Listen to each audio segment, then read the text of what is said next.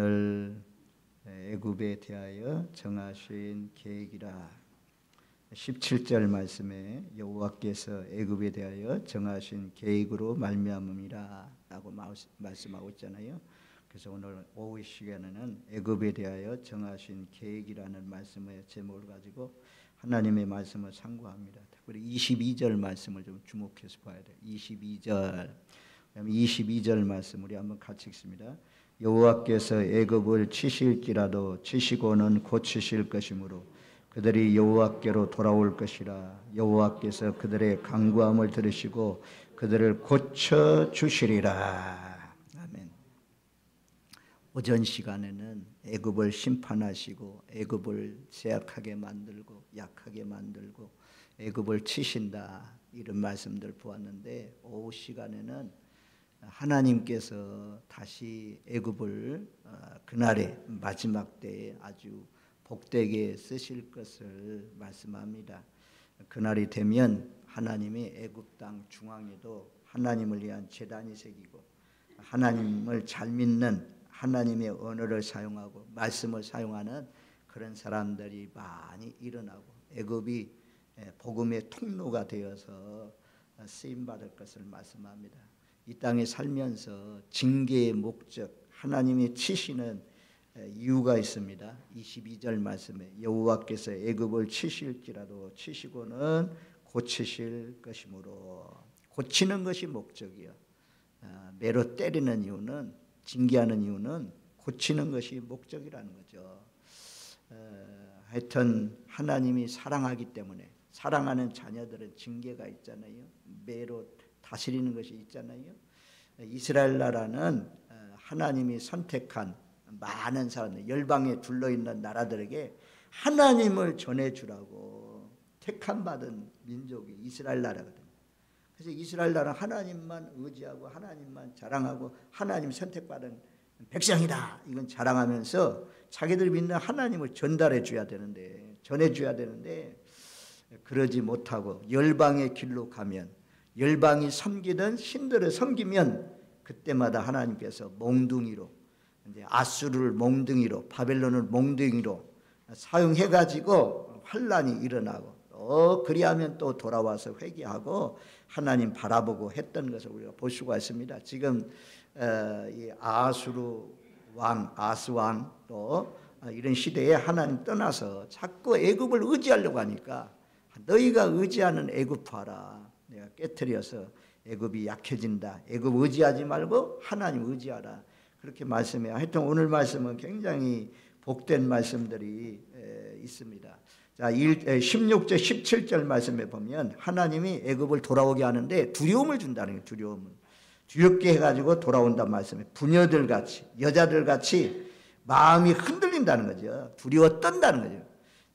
그리고 17절 말씀에는 유다 땅은 애굽의 두려움이 되리니 이는 만군의 여호와께서 애굽에 대하여 정하신 계획으로 말미암아 그 소문을 듣는 자마다 떨리라 떨리라 이렇게 두려움을 줘가지고 두렵기 때문에 하나님께로 돌아오는 놀라우신 역사 이렇게 말씀해요. 그리고 18절 말씀으로 내려가니까 자 18절 말씀을 우리 한번 같이 읽습니다. 그날의 애굽 땅에 가나안 방언을 말하며 만군의 여호와를 가리켜 맹세하는 5 성읍이 있을 것이며 그 중에 하나를 멸망의 성읍이라 칭하리라. 아멘.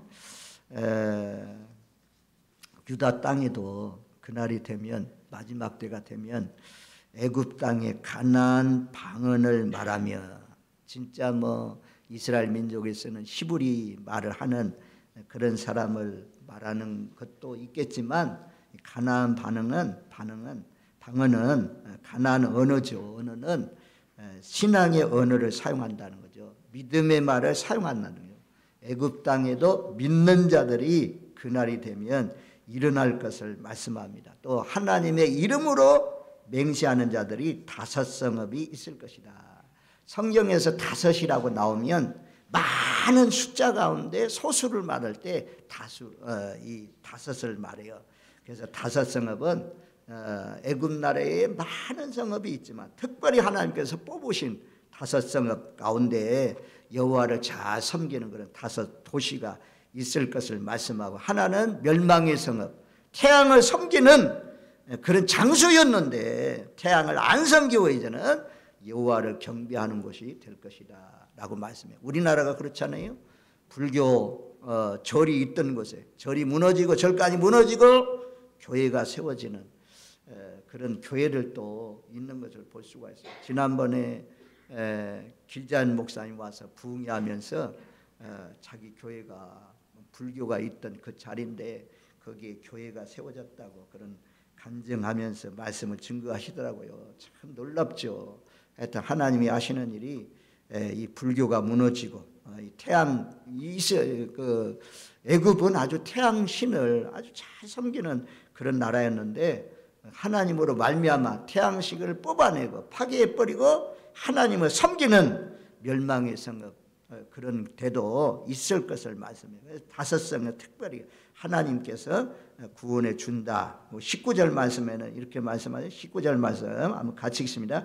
그날의 애굽 땅의 중앙에는 여호와를 위하여 제단이 있겠고 그 변경에는 여호와를 위하여 기둥이 있을 것이요.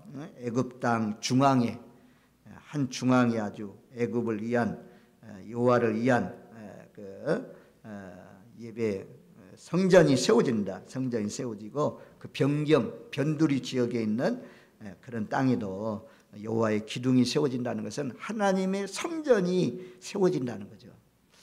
여러분들이 이제 신학교 뭐 안 가시고 이래가지고 원래 말씀을 통해서 들을 수도 있어요.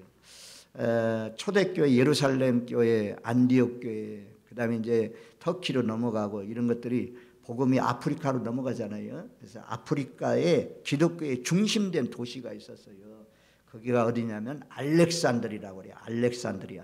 아마 신학교를 다니고 이런 사람들은 알렉산더를 잘 압니다. 그 알렉산더는 학파까지, 알렉산드리아 학파까지 있거든요. 70인령. 그러니까 구약 말씀이 히브리어로 기록되어 있잖아요. 히브리어를 헬라어로 옮긴 것을 70인역이라고 그래요. 그걸 어디에서 이 헬라어로 번역해서 나왔냐? 알렉산드리아, 애굽의 알렉산드리아라는 그런 도시에서 이 70인의 장로들이 모여가지고 구약 말씀을 신약 헬라어로 이렇게 다 옮겼습니다. 그리고 여기에 알렉산드리아에 아주 중요한, 그러니까 이게 사도 다음에 교부 시대다. 사도 시대, 예수님 사도 시대 그런 교부 시대거든요. 그 사도들이 제자 삼았던, 사도들 밑에 양육받았던 교부들의 중심이 어디 있었냐? 유명한 사람들이 전부 다 이 알렉산드리아 출신입니다. 클레멘드, 오리겐, 아다니우스 이런 사람들 들어봤을 겁니다. 이런 사람들이 전부 다 이 애굽의 알렉산드리아 출신입니다. 그래서 이 애굽이라는 이런 도시가 이렇게 기독교의 중심이 되는. 그래서 애굽에 내려갔던 그 복음이 또 유럽 쪽으로도 건너가고 유럽 쪽에 갔던 복음이 미국으로 갔다가 우리나라, 동양에 일본, 중국 이런 쪽으로 복음이 전달되는 그런 역사가 일어났잖아요. 그래서 하나님이 애굽을 치시고는 이렇게 그날의 마지막 때는 세상의 중앙, 애굽의 중앙에도 여호와를 하나님을 위한 성전이 생겨나고 우리가 애굽에 바로 출애굽기, 뭐 민수기 이런 데 보면 애굽의 삶이 나오잖아요. 뭐 개구리를 섬기고 소를 섬기고 아들도 섬기고 심지어 이까지도 섬기고 애굽의 10가지 재앙은 전부 다 애굽의 신들을 친 것을 말씀하거든요. 그래서 그랬던 나라인데 하나님께서 이런 우상을 섬기는 우상이 중심이 된 이런 나라의 중앙에 하나님을 향한 기독교의 중심 센터인 여호와를 위한 제단이 생겨난다. 우리나라가 그런 나라잖아요. 불교가 왕성했던 그런 유교가 아주 활발했던 제사 이런 것들이 활발했던 이 나라의 지역들마다 중앙에 가장 큰 교회들이 세워지는 놀라우신 역사가 일어났잖아요. 러시아가 지금은 그렇지만 러시아의 중앙에 가면 이 성전이 있다고 하잖아요. 성전. 공산주의지만 성전이 있다고 하잖아요. 중앙에. 그래서 중앙에 차지하고 있는 그리고 변경에도 변두리에도 하나님을 위한 그런 성전들이 생겨난다. 이 오전에 본 말씀하고 전혀 다른 분위기잖아요. 이렇게 하나님이 징계해서 그들로 하여금 여호와를 앙망하게 하고 하나님께로 돌아오게 하는 놀라우신 역사를 이루어 주셨습니다. 그리고 20절 말씀에 보면, 자 20절 우리 한번 20절 하반절에 보면 이렇게 말씀해요. 그들이 그 압박하는 자들로 말미암아 여호와께 부르짖겠고 여호와께서는 그들에게 한 구원자이자 보호자를 보내사 그들을 건지실 것입니다. 여호와께 부르짖겠고 구원을 위해서 건짐받기 위해서 기도하는 사람이 일어난다는 거예요. 기도하는 사람들이 일어날 것을 말씀해요. 우리 한번 이사야 한번 7장 한번 찾아가 보겠습니다. 7장 자 10절로 13절 말씀까지. 7장 10절로 13절 말씀까지를 우리 같이 읽습니다. 여호와께서 또 아하스에게 말씀하여 이르시되 너는 내 하나님 여호와께 한 징조를 구하되 깊은 데에서든지 높은 데에서든지 구하라 하시니 아하스가 이르되 나는 구하지 아니하겠나이다. 나는 여호와를 시험하지 아니하겠나이다 한지라. 이사야가 이르되 다윗의 집이여 영원하건대 들을지어다. 너희가 사람을 괴롭히고서 그것을 작은 일로 여겨 또 나의 하나님을 괴롭히려 하느냐. 아하스 왕에게 지금 두 나라 연합군대가 쳐들어옵니다. 7장 1절 말씀에 보면 아람 나라하고 북왕국이 연합을 해가지고 남왕국을 쳐들어가요. 남왕국. 그래서 하나님은 내가 도와줄 테니까 아하스 왕이여 기도해라, 구하라 라고 했더니 아하스 왕이 뭐라고 했냐? 나는 구하지 않겠습니다. 나는 도움을 요청하지 않겠습니다. 이렇게 답변해요. 하나님을 시험하지 않겠습니다. 그랬더니 오늘 13절 말씀에 7장 13절에 그랬잖아요. 나의 하나님을 괴롭히려 하느냐. 구하지 않는 것이, 기도하지 않는 것이, 준다고 약속했는데, 도와준다고 약속했는데 구하면 되는데 구하지 않는 사람이 하나님을 괴롭히는 거라고 그래요. 저와 여러분들 하여튼 기도하면서 사십시오. 하나님이 한 구원자, 기도하면 내가 보내서 너희를 그 어려움 속에서 건져주겠다. 그래서 애굽에서도 기도하는 사람들이 일어났다는 거죠. 그날이 되면 애굽 땅에도 기도하는 사람들이 많아진다 라고 말씀해요. 그래서 이 기도를 들으시고 하나님께서 자 19장 21절로 다시 돌아오겠습니다. 21절 우리 같이 읽습니다. 여호와께서 자기를 애굽에 알게 하시리니 그날에 애굽이 여호와를 알고 재물과 예물을 그에게 드리고 경배할 것이요 여호와께 서운하고 그대로 행하리라. 애굽이 이방 땅인데 하나님을 모르는 사람들이 하나님을 알게 되고 하나님 앞에 경배하고 무슨 일을 하려면 결심하려면 여호와의 이름으로 서원하고 그 일을 행하는 이런 하나님의 사람들, 경건한 사람들이 일어날 것을 말씀했습니다. 하나님을 알게 한다. 여호와께서 자기를 애굽에게 알게 하시리니 그날의 애굽이 여호와를 알고 하나님을 아는 것이 부흥이거든요. 참된 부흥은 하나님을 아는 거예요. 그런데 누가 알게 하시나요? 여호와께서, 하나님께서 애굽으로 하여금 하나님을 알게 한다. 우리도 체험적으로 아는 거죠. 그냥 지식적으로 머리로만 아는 것이 아니고 하나님 전능하신 하나님이야. 기도하면 들어주시는 하나님이야. 정말 전능하신 것을 체험하고 기도한 것을 응답으로 체험하고 이런 체험적인 신앙의 사람들이 애굽에서도 여호와께서 그렇게 아는 사람을 일으키겠다 말씀이에요. 부흥의 현장은 하나님을 만나는 거죠. 하나님을 체험하는 거죠. 하나님을 제대로 아는 거죠. 하나님을 경험하는 사람들이 있어야 되는 거죠. 그래서 하나님을 알게 해주신다. 여호와께서 애굽인들로 하여금 하나님을 알게 한다 그래요. 우리가 성경 말씀해 보면 잘 찾아줘 봐요. 우리 이사야 이제 11장 9절 말씀해 보면 이렇게 말씀해요. 이사야 11장 9절 말씀 우리 한번 같이 읽겠습니다. 내 거룩한 산 모든 곳에서 해됨도 없고 상함도 없을 것이니 이는 물이 바다를 덮음같이 여호와를 아는 지식이 세상에 충만할 것입니다. 물이 바다를 덮음같이 하나님을 아는 지식이 세상에 충만할 것이다. 우리나라도 그냥 저 백두산으로부터 시작해서 한라산까지 하나님을 아는 사람들이 물이 넘실거리는 것처럼 충만한 그런 나라가 되면 하나님이 기뻐하는 나라가 되는 거죠. 그 다음에 하박국 2장 14절 하박국 2장 14절 말씀 동일해요. 동일한 말씀이에요. 자, 2장 14절 같이 읽습니다. 이는 물이 바다를 덮음같이 여호와의 영광을 인정하는 것이 세상에 가득함이라. 우리의 선교 목적은 하나님을 알려가지고 물이 덮음 바닷물이 완전히 세상을 덮는 것처럼 여호와의 영광을 인정하는 것이 세상에 가득하게 된다라고 말씀해요. 그래서 이제 에레미야 31장 34절에 보면 자 31장 34절 에레미야 31장 34절 에레미야 31장 34절 말씀 거기에 보면 이렇게 말씀해요.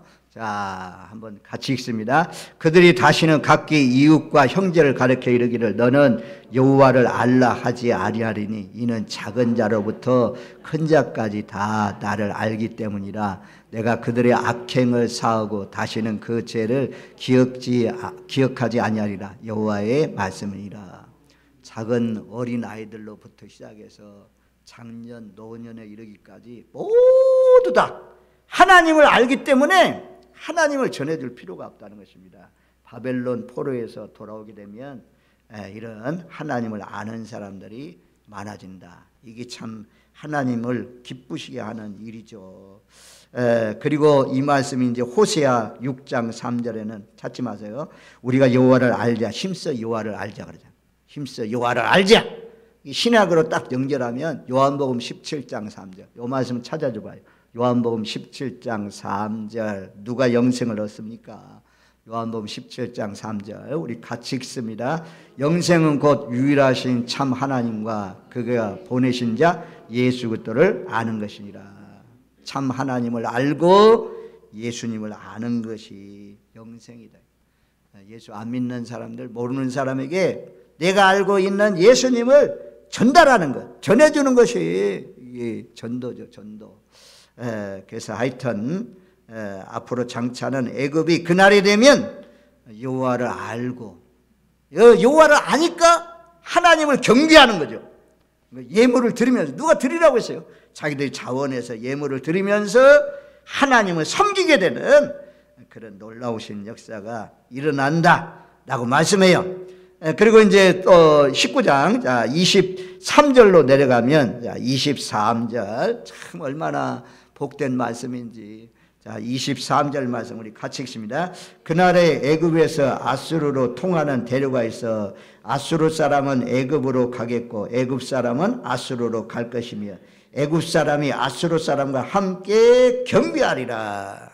도저히 하나 될 수 없는 나라거든요. 원수지간이거든요. 애굽은 아수르에게 망했거든요. 자기 나라를 망하게 한 이 나라를 주할 리가 없거든요. 그날이 되면 마지막 때가 되면 애굽과 아수르가 잘 통한다는 것입니다. 아이고 우리나라도요. 복음적으로 생각하면 그냥 이렇게 역사를 통해서 배운 것을 생각하면 아이고 일본 그놈들 우리나라를 침략하고 말이야 전부 다 농사지는 다 뺏어가고 지금도 시베리아 벌판에 시베리아에 흩어져서 살고 있는 사람들이 한국 민족이 얼마나 많은데 지금 고생하고 있는데 이놈들 이런 그런 마음이 있잖아요. 왜놈들 이런 마음이 있잖아요. 근데 복음으로 생각하면 중국 놈들도 마찬가지고 다 육신의 역사를 통해서 보면 우리나라를 짓밟은 나라 못된 놈들 이런 마음이 있지만 거기에도 예수 믿는 사람들이 생겨나야 되잖아요. 하나님을 믿는 사람들이 생겨나야 되잖아요.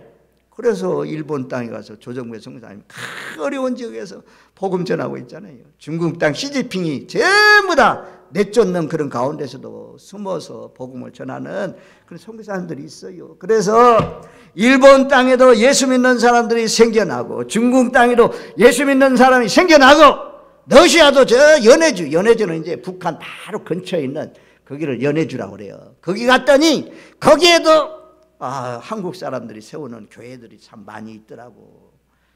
그래서 이런 원수의 나라들 여기 우리가 선교적으로 이제 선교적 차원에서 국가 간의 화목이 이루어지는 거죠. 애굽하고 아수르가 통하고 아수르하고 이스라엘이 통하고 막 이런 교통의 역사, 원수지간이었지만 그날이 되면 마지막 때가 되면 애굽도 돌아오고 아수르도 돌아오고 이스라엘도 돌아오는 놀라우신 역사가 일어난다. 그렇게 말씀해요. 치시고는 이런 역사를 이루어 주신다 말씀해요. 자, 23절 말씀 다시 한번 같이 읽겠습니다. 그날에 애굽에서 아수르로 통하는 대로가 있어 아수르 사람은 애굽으로 가겠고 애굽 사람은 아수르로 갈 것이며 애굽 사람이 아수르 사람과 함께 경비하리라. 우리는 나라를 생각하지 마세요. 우리 나라를 가지고 오면 민주당하고 이 국민의힘하고 이렇게 다른 또 소수 정당들하고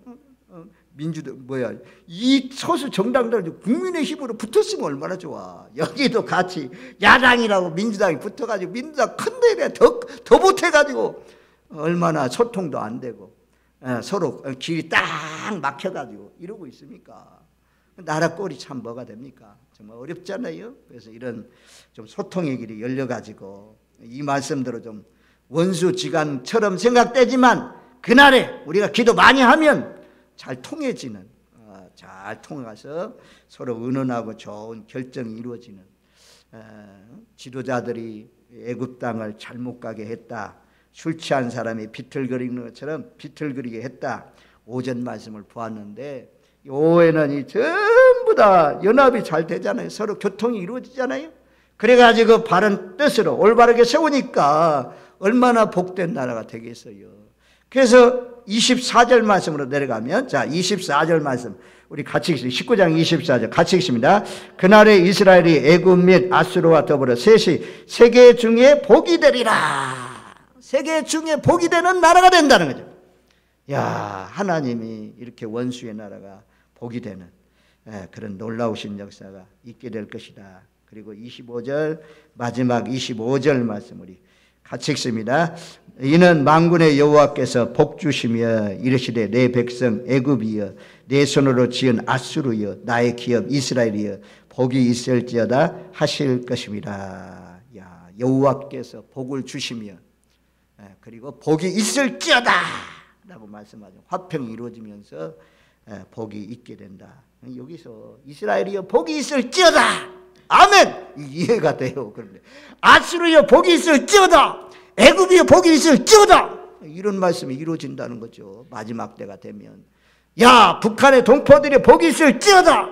러시아에 복이 있을지어다. 우크라이나에 복이 있을지어다. 시리아에 복이 있을지어다. 이런 말씀들 참 얼마나 하나님 믿으면 복된 것인데 하여튼 열방이 다투고 싸우고 하는 가운데 있지만 그날이 되면 하나님께서 회개하고 서로 교통하고 이런 역사가 이루어져서 하나님께서 복을 주심으로 말미암아 내 백성 애굽이여 내 손으로 지은 아수르여 나의 기업 이스라엘이여 복이 있을지어다 하는 놀라우신 역사가 일어날 줄로 믿습니다. 혹시 같은 교회를 다니면서 아주 잘 통하지 않고 그 사람이 오면 피해가고 말도 안 하고 얼굴 숙이고 이렇게 참 통하지 않는 사람이 있습니까? 혹시라도 그런 분이 있다면 빨리빨리 교통하시고 잘 통하셔서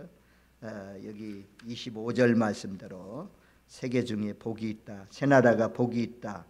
어느 한 사람만 아니고 애굽 땅도 아수르 땅도 이스라엘 땅도 복이 있을지어다 라고 하신 것처럼 복이 임하는 저와 여러분들 가정 또 개인들 다 되시기를 주님의 이름으로 축원드립니다. 그날이 되면 마지막 때가 되면 모든 나라 요 세 나라만 말씀하는 거 아닙니다. 모든 나라의 열방의 사람들이 다 돌아와서 하나님을 찬양하고 하나님께 예배하는 그런 하나님의 백성들이 돌아올 것을 말씀합니다.